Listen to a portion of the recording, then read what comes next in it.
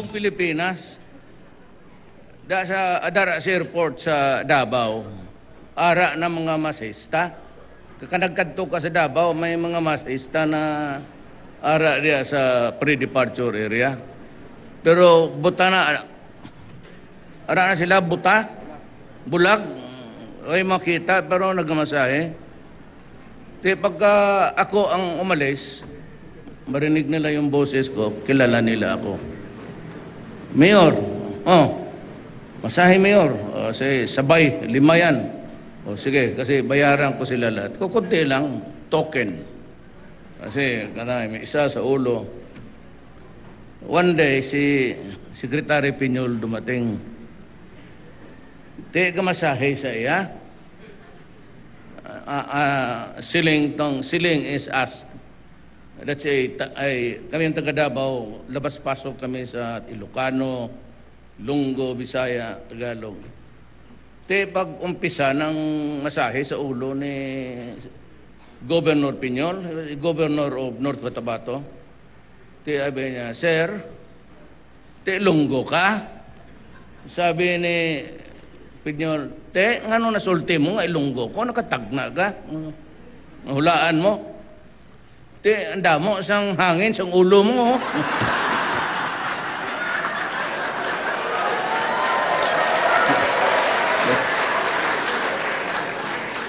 All over the Philippines yan, mga lalo na mga military. Ang dalawa lang kasi ang sundalo natin sa Pilipinas. It's either Ilocano or Ilonggo. Karamihan yan Ilonggo ng Mindanao. Those who never really even visited, not once in their lifetime.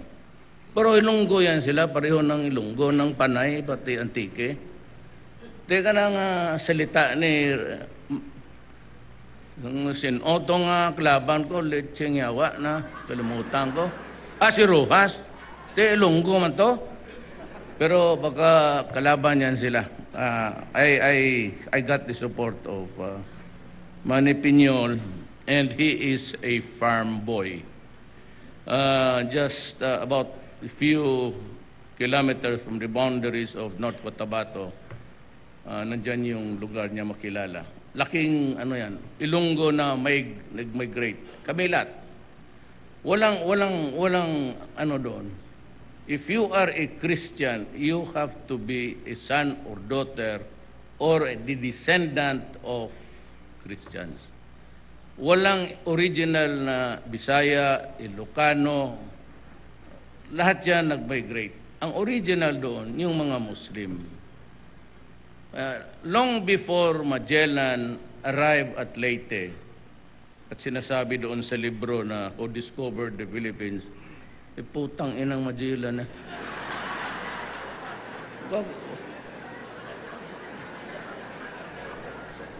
Siya yung pumunta doon, dito, tapos siya ang nag-discover na nandito na tayo noon.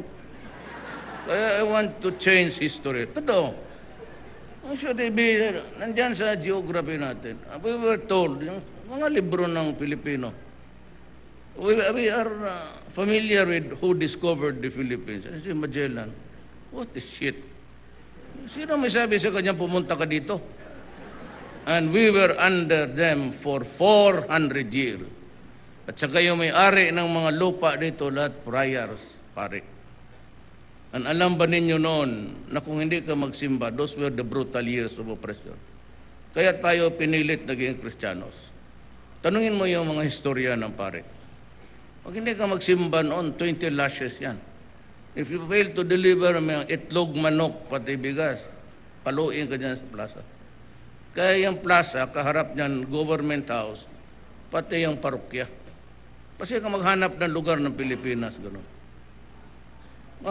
Kaya ako, then the Americans came for 50 years.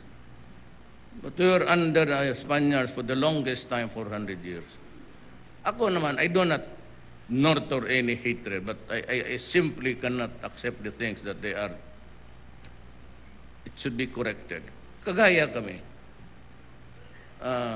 Tama yung sinabi ni Henry Lim, because ang lam sa Pokin is lim. Ang lolo ko, ang nanay ko, Mindanaoan, Maranao. Ang nanay niya, tatay ko, ang tatay niya, grandfather ko, Chinese. Pareho lang kami, pero okay yan. Basta wag lang ang sabayan natin. I maybe come from a mix kami na Chinese, ano. But kung walang, if it's love of country, wag kayo mag-ano sa akin because I am really a Filipino. Wag mong sabihin, I am not, hindi ko naman kasalanan na nagpuntahan dito yung mga Chinese, kaya tatay nila, descendant, pero ang lulo ko talagang galing ng Fujian, but he was a Cantonese, kaya Lam. Pero sa totoo lang, walang ibang mas Pilipino dito sa mundong ito. Ako, pati si Henry. Nung usap kami doon sa China, yung pagdating doon sa island, but that's another story. But I'd like to also maybe introduce to you the presidential advisor, si Joy Concepcion sa entrepreneurship, Go Negosyo, si Mayor Nerva Martinez, the Municipal Mayor Talavera. Ma'am, nag-number 1 ako dito, ma'am. Na, hindi kayo nagkamali. Mr. Henry Lim, Sir Ricardo Benaventura, Michelle Lim Gangki, the official members and employees of the Agritech, Mayor Governor Son, I'm happy to see you again. Magkakila. Fellow workers in government, mga mahal kong kababayan. Meron akong speech. 2 pages. Let me give you a rundown of how it reaches. It's a rich culture and history of fulfilling occasion and solidarity. Tapos na ako, 1.5 minutes. So, bye-bye. May gusto akong sabihin sa inyo. Actually, gusto ko kayong tulungan. Kasi ang mga tatay ko, pati even my Chinese, ang negosyo niya, rice and corn. Tsaka nagbibili ng kopras. Kaya doon siya nagkapera at saka may kopra dealer, ang lolo ko. It was my mother who had the money. Ang tatay ko, walang-wala. Nagtsamba lang rin yun na yung may pera para may pera siya. And my father was also governor of Davao noong unang panahon. It was only one Davao. Ngayon, it's Davao Oriental, Occidental, South Davao, North Davao, Compostela Valley, Oriental na-mention ko na, and Davao City. My father was the last governor of isang Davao lang. Malaki talaga yun. Nung namatay siya, pinaghati-hati na. That's why you have so many Davaos. All Davao except Compostela Valley, which was also part of the original Davao. Kaya alam ko ang buhay ng magsasaka. Kasi anak lang rin ako ng mahirap. Tatay ko, bugado, but sinuwerte siya, he became governor. 12 years. Kaya alam ko yung how to deal with yung tao. Laking politika ako, so alam ko kung ano ang... So alam ko ang kailangan ng tao. I've been mayor of Davao City for 23 years. I've been a congressman and I was the vice mayor of my daughter. Sabi ko nga, nerbi kung kilala mo si Inday, yung nanuntok ng... Pare-pareho may tsura lang katawan. Ganun, medyo busok tawag niya sa Bisaya. Malaman. Hindi kita mo yung sirip, bugbog talaga. Kinalbo pa yung buhok. Talaga yung nahawakan niya ng buklat. Ubos yun. Nasa kamay niya, sabi ng pulis. But anyway, hindi ninyo ako kilala, pero salamat at binoto ninyo ako. I do not exactly remember, but I made the promise in some, it was it in Pikit? In Cotabato? Lang, yeah. Sabi ko, tanggalin ko yung irrigation fee. And I made the promise, I think here, somewhere dyan sa, dito yun, Kabanatuan. Sabi ko, tatanggalin ko yung 5,000 na pinagbabayaran niyo sa libre na yun. Sabi ko. And I complied with my promise. At the largest budgetary allotment, yung Department of Education para sa mga anak natin, pati agriculture ang sunod. Then health ang sunod. So, malaki, may pera talaga sa Piñon, si Secretary Piñon. And if used properly, kung gamitin lang talaga para sa tao, uunlad ang bayan natin. Alam mo, sa totoo lang, history, ang pinakamahusay talaga na mautak, Marcos. And yung biyayang dagat niya, kung hindi lang yung kinurap, at along the line, nung nawalaan na siya ng grip ng power, pati yung biyayang dagat, pati itong Masagana 99. Talagang magandang project yun, but sabi ko, along the way, it deteriorated because of corruption down the line. Kaya po ako, hindi niya ako kilala, but I made about 5 simple messages. I did not deliver speeches during the presidential debate. Alam ko, kukunti lang ang panahon eh. It's 1 hour and a half, 1 minute and a half. But ano masabi mo kung kalukuhan yun eh? Hindi yung iba nag-speech, hindi nila natapos. Ako, sinabi ko, I'm running for the presidency, and here is my promise to you. First, I will stop corruption. Second is, I will destroy drugs. Third is, we have to stop criminality.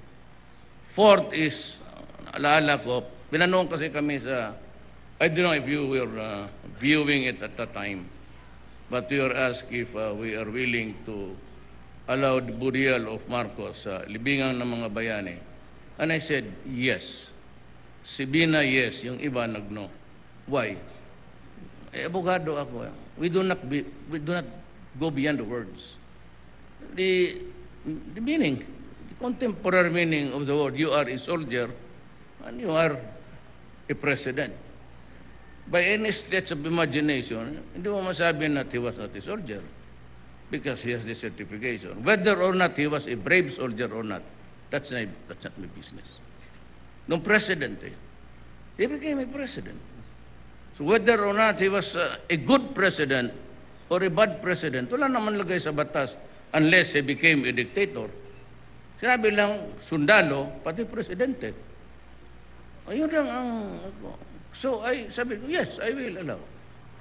So ang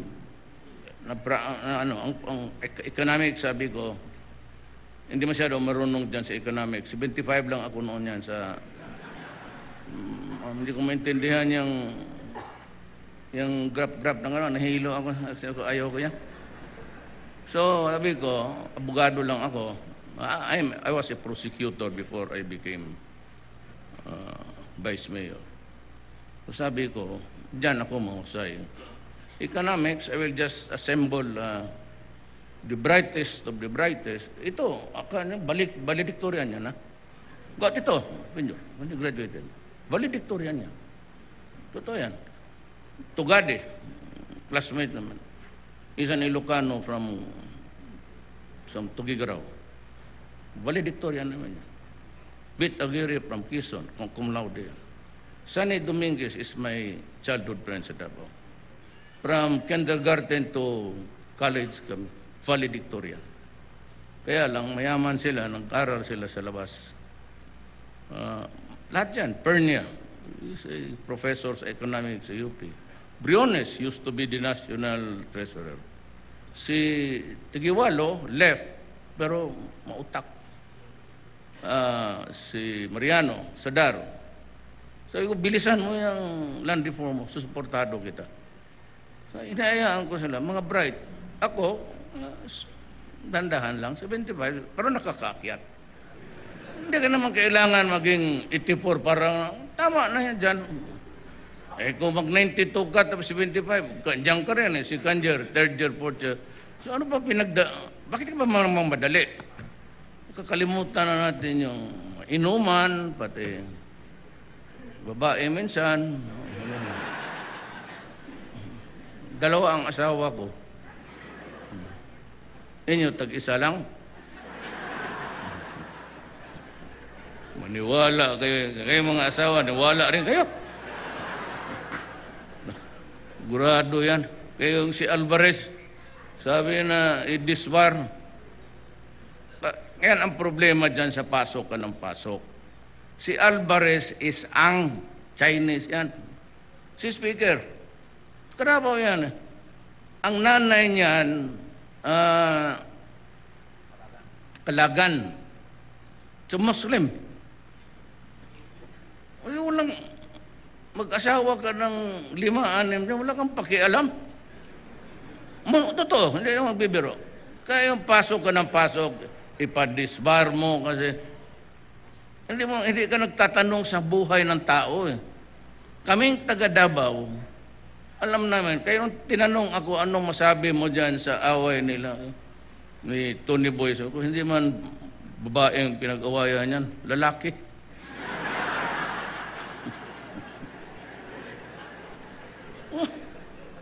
Hindi na, kaya pinagtatawanan sila. That's why Alvarez is taking it nonchalant. Parang baliwala. Sige ako. Talagang hindi mo mahabol yan. His father is Ang. Ang yan din sa amin. At ang marami dyan na hindi lang ninyo alam. Ay, ako. Pero pero Pilipino kami. Pag sinabi mong ibang ang citizenship po, putang, patayin talaga kita. Pilipino ako. So yung corruption, I just fired the other night. Diyan, nagka-cabinet meeting kami. After the meeting, after the legal opinion of my office was passed on to me, sabi ko, you're fired. You're fired tonight. Sabi ko, ang sabi ko sa taong bayan, walang korupsyon. May dalawang brad na ako, dalawang deputy immigration commissioner. I have fired 92 LFTRB pati LTO. Matatanda na, sabi ko, wala na lang publicity kasi yung anak ninyo, may doktorang anak ka, may abogado. Leave it that way, but just resign and umalis lang. Sinabi ko, walang korupsyon. Yung sa NIA, he was with me in 1988 when I became mayor. Na presidente na lang ako, nandoon pa siya. Ngayon pa siya nagkalat. I had to fire him. Tapos tinitignan ko yung budget ng NIA, it's 150 billion. No, if you start to fuck with the money, malaking mawawala talaga sa bulan. Sabi ko, no corruption, baski piso. Pakiusap ko lang sa inyo, if you're ready to join me, then sabayan ninyo ako. I've been mayor for 23 years. Nandoon na, marami akong mali. Marami akong butt of the matter. Puro yung putang inang nakawa ng pera, wala talaga. You never lost an election. I started as vice mayor, tuloy-tuloy pagka-presidente. Ang masama lang yan, kaya dito sa cabinet, puro sila bright. Balikto yan, maniwala kayo. Pero yan sila lahat, sila Tugade, sila Vitagiri. Bata-bata ko lang.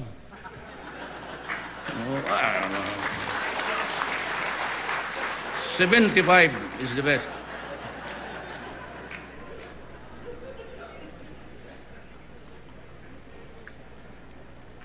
Ganyan lang ang buhay.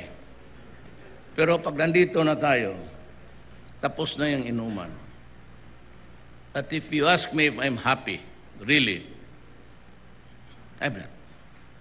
Because I should have not. But nandito na lang rin tayo, trabaho na lang. If you ask for another statement, I would say that I do not need it at this time of my life. 72 na. No more ako, wala na. Hanggang tingin na lang sana. Malayo ang tingin. Hindi na wala naman. Alam mo yung lolo ko na in-check, talagang Chinese style. Sabi ko, yung magbakasyon ako doon sa Iligan, Marawi yung sa lola ko. Sa Iligan, merong yung sa school space. Tapos, every Friday may mga sayawan yan. Yung bahay namin, harap yung eskwelahan. So, may dalawang rocking chair. Paupuin niya ako doon sa tabi niya. Mag-rocking chair kami.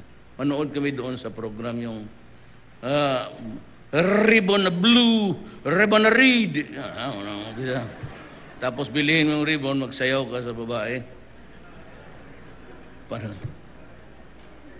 ribbon na yellow. Ngayon mga Bisaya, titigas ng dila ang putak.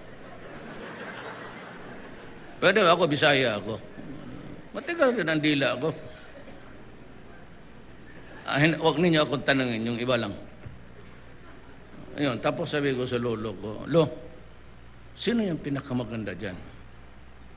Sabi niya, sige, tingnan mo. Tapos tinitignan ako doon sa mga nagkakupo sa stage, mga trono nila. Sabi ko, Lo, pare-pareho man sila, Lo. Kaya naka-make up lahat eh. Sabi niya, anak, kung nandiyan ka sa crowd, ang babae na may gusto sa iyo, yun ang pinakamaganda. Huwag ka na mag-ambisyon sa iba kung walang gusto sa iyo. Puro nada talaga yan. Any crowd, kung sino yung nakagusto sa iyo, umuboto, yun ang iyo. Pero kung mamili ka tapos wala namang gusto sa iyo, dito sa wala talaga hindi ako atras dito sa, it's a sacred obligation between me and the voters, the Filipino voter. It is a contract, yun ang una ko, no corruption. There will be no corruption sa baski sa airport, lalo ng returning OFW, yung mahirap. Pinagbawal ko sila na mag-open ng bag. So mag-travel kayo, diretso na. You know, pag deplane ng luggage, dadaan niya ng bodega sa baba. Akyat na yung parang escalator or conveyor, whatever it is. Then it goes to yung mga conveyor na umiikot. Sa baba pa lang, kung may kontrabando na yan dyan, nakikita na yan. Kung may siyabo dyan o may baril. Kaya pagdating sa itaas, yung mga bagahe, it's about pang hingi lang eh. Okay, kayo magpunta sa airport, mag-alis kayo, no? There's no more. At saka may narinig pa ako sa immigration. Sabi ko sa kanila, magkamali ang isa dyan, supervisor lahat, alis. O isang window dyan nagkamali, 6. Tapos naghingi o alis kayong lahat. So with the police, so with everybody there. Wala kayong patawad lahat. Doon kayo sa hulo. Kasama kayo doon sa mga polis na gago, putang ina nandoon sa Basilan.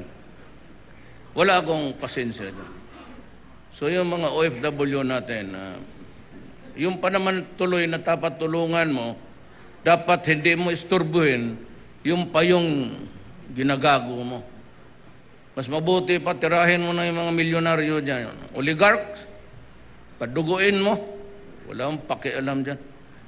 Yung mga elite, they won't find the sanctuary noon na basta sa kanila kung sino lang malakas, yun. Yung mga bidding. Pagka kaibigan mo yan, sa kanya yan. Tapos, subcontract niya, laway lang yung kapital. It will not happen during my time.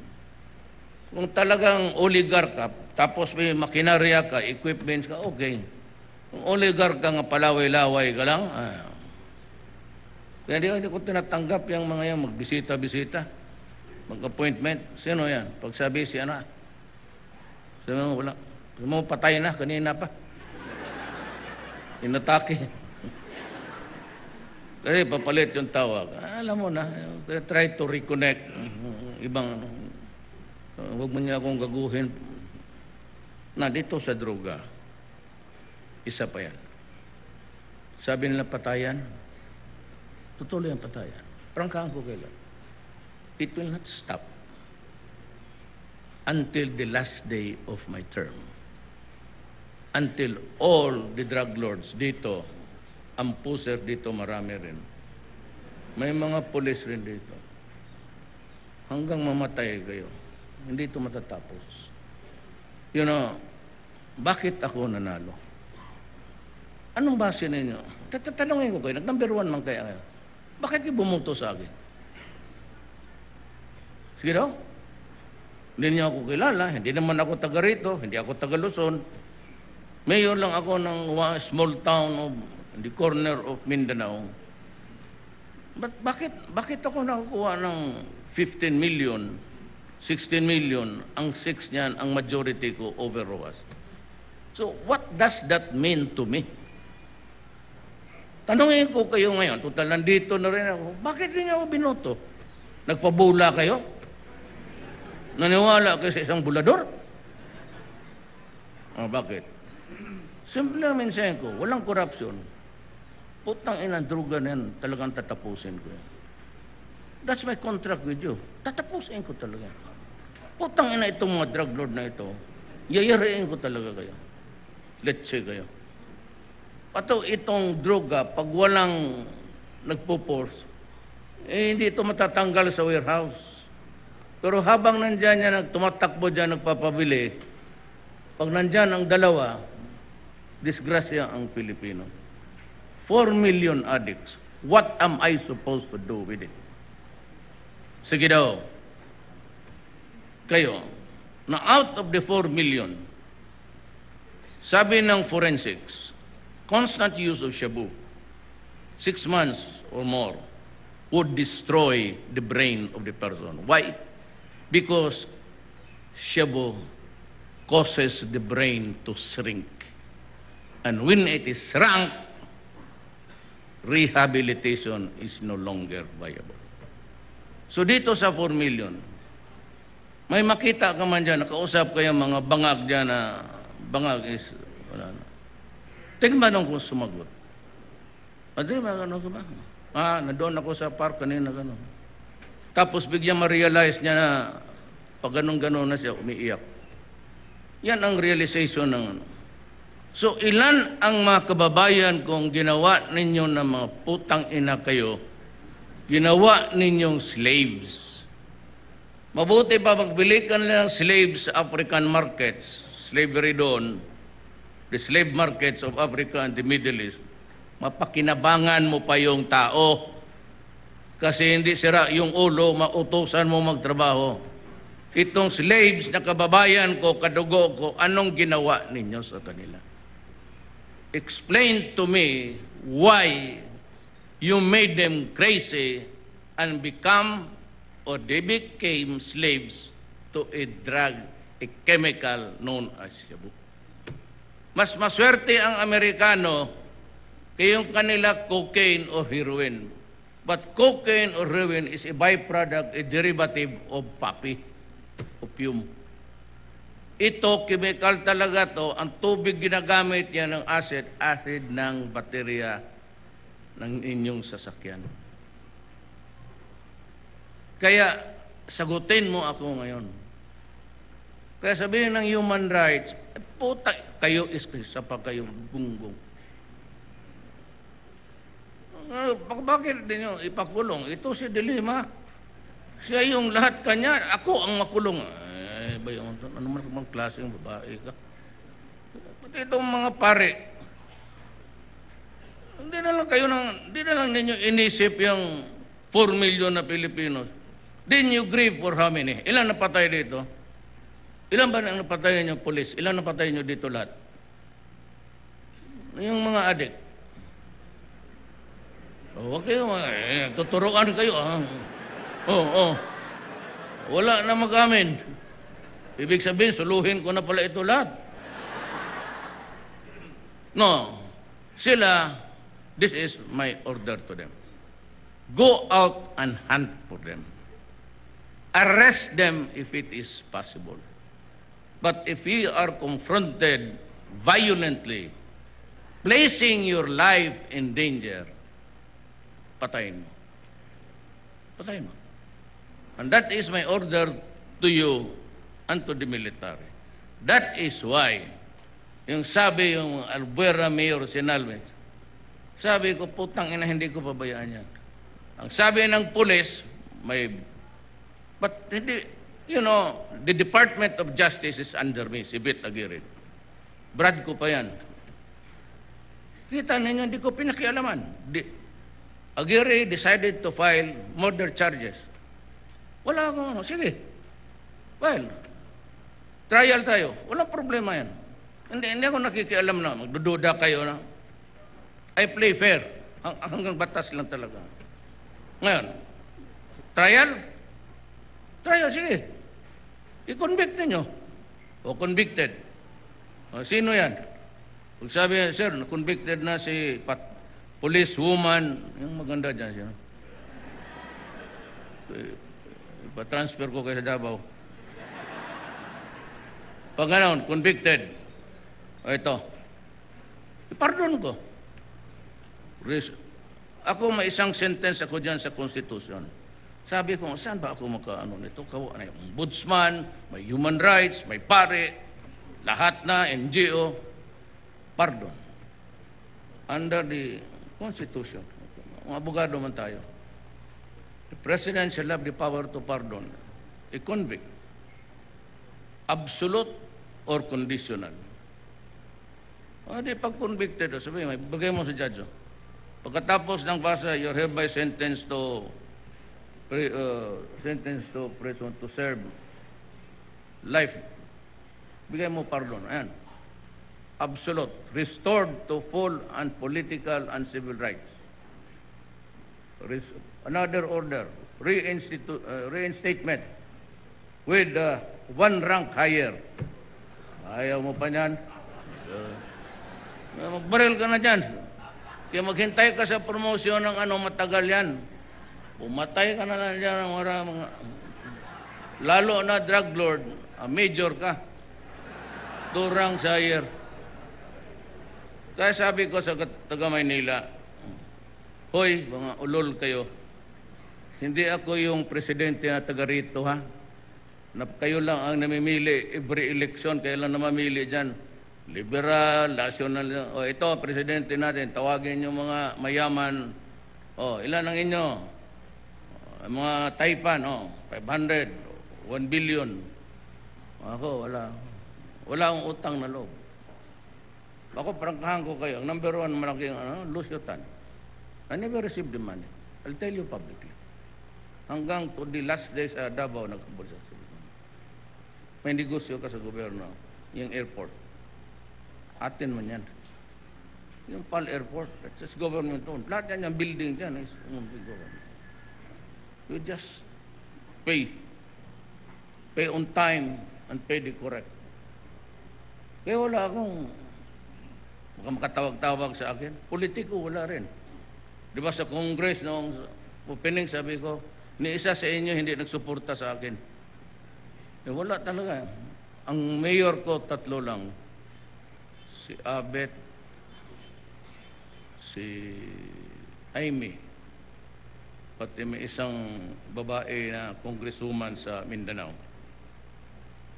Nagbaliktad siya last minute kasi siya ay mahal ko noon. Hindi na kami nagmahalan ngayon kasi may asawa na matagal na yon. Pero bumaliktad talaga. I got in 100,000 ang majority ko sa probinsya niya. Kaya yung drugs na yan, hindi matatapos yan. Matigasan yung mga pare, NGO, patigasan tayo. Kulungin ninyo ako. Sabihin nila, mag-kudita daw, alisin ako. Fine. Sabi ko nga sa militar, halika dito. Maglinya kayo dyan. Sinong gustong maghunta? Kaya, sige. Raise your right. I, now a member of the junta governing the Philippines. Ay, sige, solve the problem, ha? Kaya mag-uwi na ako sa amin. Hala kayo dyan. Sabi, impeachment. Di sige. Alam mo, pagka-presidente ko kasi, maski kayo nagtaka. And yes, I said, what's very surprising to me now is that I was told that I got the #1 slot. So to be destiny. So when I won, I went to my mother's tomb. Tatay ko, sabi ko, matulungan mo ako. Bakit ako naging presidente? Wala man akong pera. PDP is it's a moribund political party. But I won. So what does that tell me? Maybe God says, I will make you president, but only for 1 year. Okay na sa akin. God says that I will make you president, that you will be assassinated. Puputukin yung helicopter mo. Sige. Yan ang swerte ko. God says that you're only up to 2 years because you'll be ousted. Then that is part of my destiny. For after all, I became a president by destiny. So wala akong hanggang hindi ko, I cannot even fathom really why I got this 6 million. Kung sabi ka lang mga 2 million, kung sabi mo ang majority mo 6 million, nanalo ka pa dito sa Talavera, remind me, gawaan natin sila ng international airport dito.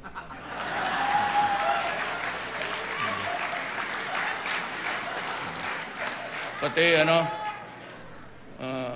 malaking pantalan bong. May dagat ba dito? Wala.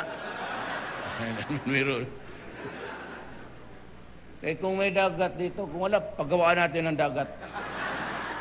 Para makabayad naman tayo sa utang na loob. So, tractor, yeah. I'll buy as many as needed. Yung mga tractor, bilang ko kayo. Pati, abot ako ng basilan, binigyan ko yung mga ng mga bangga.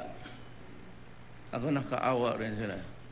Kaya sabi ko noong nahuli si Jack Lam, Laknon Lam, pareho ng apelyido ng lolo ko, yung gago na yun.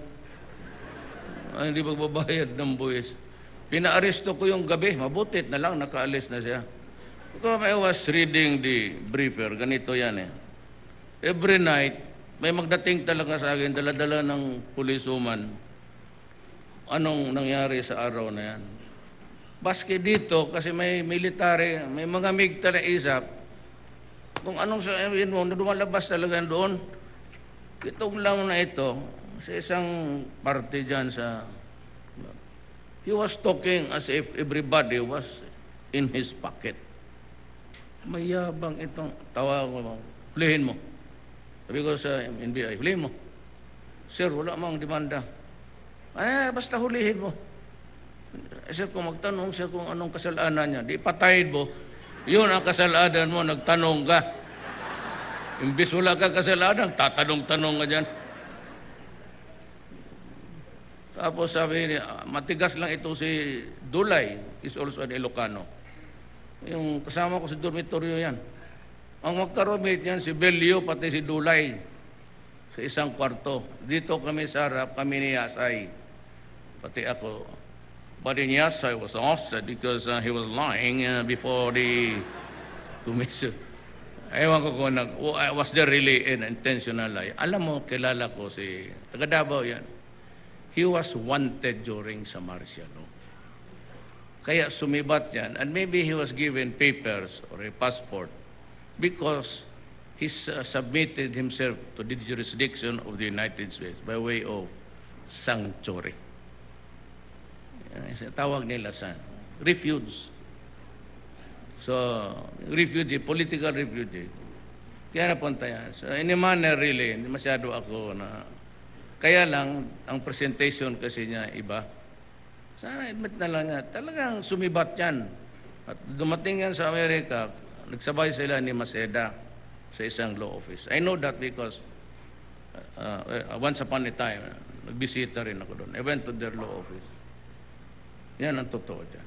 It was not really, sabihin mo na outlight. Talagang pumunta siya, but refugee. Napilitan to seek sanctuary. Yun ang... So, balik tayo dito sa dyan sa corruption, pati druga, wala tayong atrasan dyan. And I will continue to fire people the moment. The first whiff, maamoy ko lang, baski na hindi totoo, you're out. Hindi man kasi mag-generate ng ano yan, loose talks among dismiss na kung pag natanong kong isa, tapos abogado ako, I was a trial lawyer. Wala naman akong pagyabang. I was handling trial work for 9 years. Hindi mo ako mabula. Marami akong nabula. Pati kayo, kasi nag-number 1 ako dito. Pero may pangako ako. Simple lang man. Itong bayan natin uunlad to. And we will be able really to feed the millions of Filipinos. Gamitin lang yung pera sa husto at ang yung assistance para sa inyo, dadating talaga. Ang maasahan ninyo, yung taxes ninyo, aabot talaga sa inyo. Ibabalik yan. Yan ang taya sa inyo.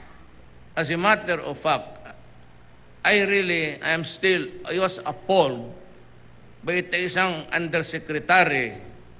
Ni-review nilang yung decision ni Jason Aquino na dinenay yung importation. Istorya na gustong magbigay. And it was appealed doon mismo sa Malacanang. So, parang may Office of the President yan. May isang undersecretary na babae, hold over yan. Pag-usapan namin sa chapter kanina, sabi ko, anong mukha ako na iharap sa mga farmers? Na why would we allow importation to compete with the local product? Hanggang ngayon, hindi ko mabasa anong ginawa nilang rason. Of course, hindi natuloy kasi binara ko. Subsequently, sabi ko, stop.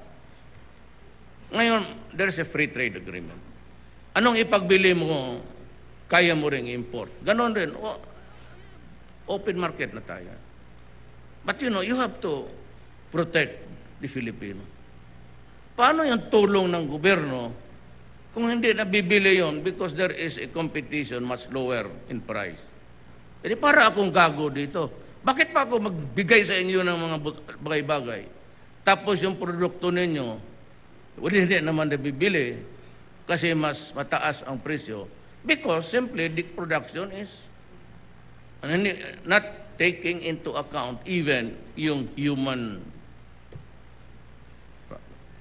Kaya sabi ko kanina, papunta ako dito palanding, sabi ko, tawagan mo Malacanang, sabi mo, she's fired. So pangalawa siya. May isa pa, may dalawa pang undersecretary. So, bali, at the end of the day, pagmaya, mayroon ng mga 5 in a week. Hindi ako magdadalawang isip. Baski kaibigan kita. Ako, sabi ko, I never lost the case. I've been with government since as a fiscal lahat-lahat na almost 50 years. Sarado na ako. Di na ako makatakbo. This is my last hurrah. Wala na ako dyan sa palakpakan yung gano'ng pati. Mabuhay. I'm through with that. Tapos na ako niyan. It does not, there's no added value in. Para sa akin. Hindi niyo alam yan, pero para sa akin, wala na yan. Ang akin na lang trabaho, I'm 72. In about, alam mo, sino bang walang sakit dito na 72 years old? Liars. Ibig sabihin, healthy kayo lahat? Ako 72, in about 5 to 7 years, I go out. Tapos na ako dyan sa ano. Sa lahat, naibigay nakuha ko ng lahat ng gusto ko. So it does not really matter whether I continue to be president for 6 years, 5 years plus, or I make the exit tomorrow. Wala na ako. Tapos na ako. Ang pagmamahal ko sa mga sweethearts ko, kung ipagpatong-patong mo yan, o concreting pa, concrete din abot ng planeta.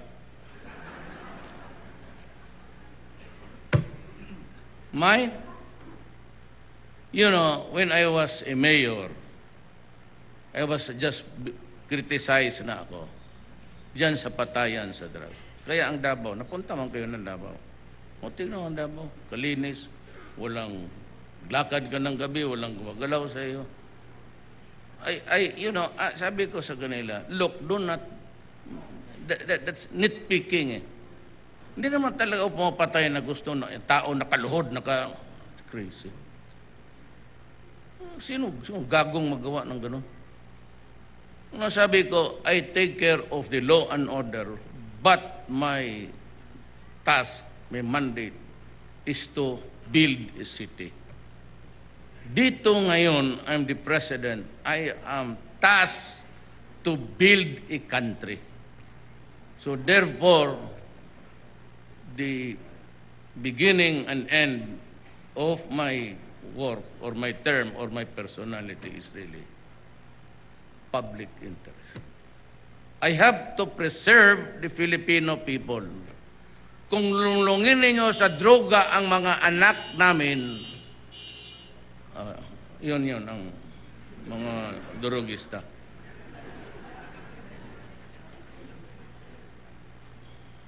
Sunugin mo nga yung...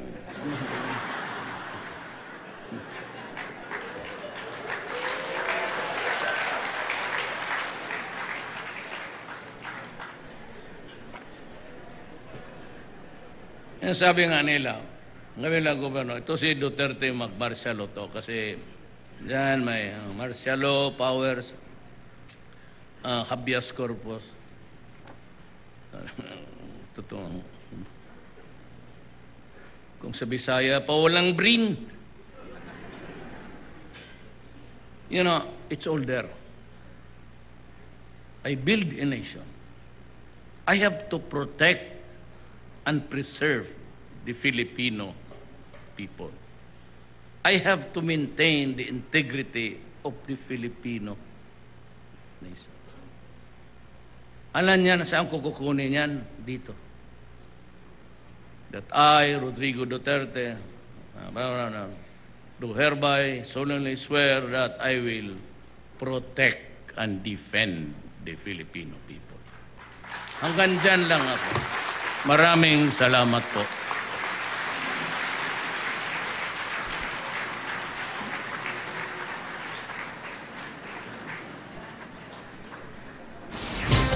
Yan ang talumpati ni Pangulong Rodrigo Duterte sa Harvest Festival ng Leng Agritech Corporation sa Talavera, Nueva Ecija.